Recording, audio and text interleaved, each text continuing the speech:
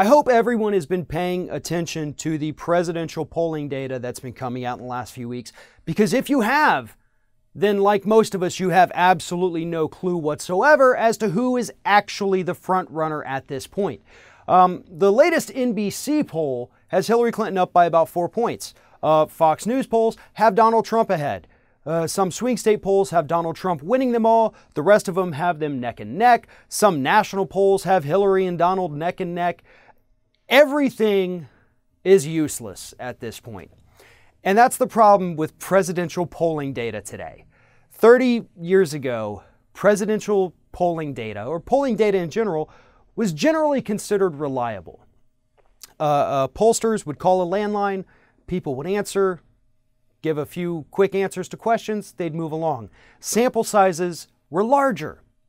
More people were answering and willing to participate. But now, because of the disconnect in technology between the generations, it is nearly impossible for polling data to accurately represent how Americans truly feel about politicians.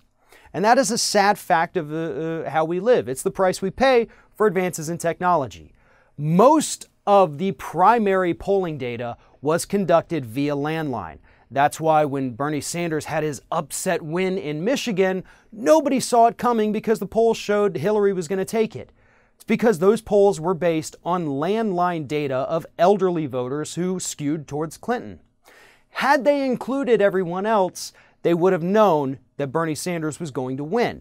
And it's the same thing that's happening right now in the presidential polling data. Even Nate Silver, the guy who never gets it wrong, has adjusted his forecast 5 or 6 times. The latest forecast has Hillary Clinton winning by only 19 electoral votes, whereas 1 month ago, Nate Silver had Donald Trump with only about a 30% chance of even winning the presidency. Now it's close to 45%.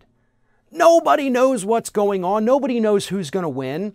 And that's sad. We really have nothing to go on, and it's because pollsters are not updating the way that they take polls. If you put a poll on Twitter, you're going to skew younger, and that's going to change the results. If you do landlines, it's going to skew older, changing the results. Fox News polls are obviously always going to be skewed in favor of Republicans because those are the people that watch the network. MSNBC, the opposite. It's going to skew towards Democrats. There is really no reliable way to get polling data these days. And, you know, as someone who has a degree in political science, took research method courses, including polling data, I can tell you that the smaller sample sizes that we're seeing in these polls are unreliable. The way in which these polls are conducted are unreliable. So, unfortunately, my advice for the rest of this campaign season is to ignore these popularity polls.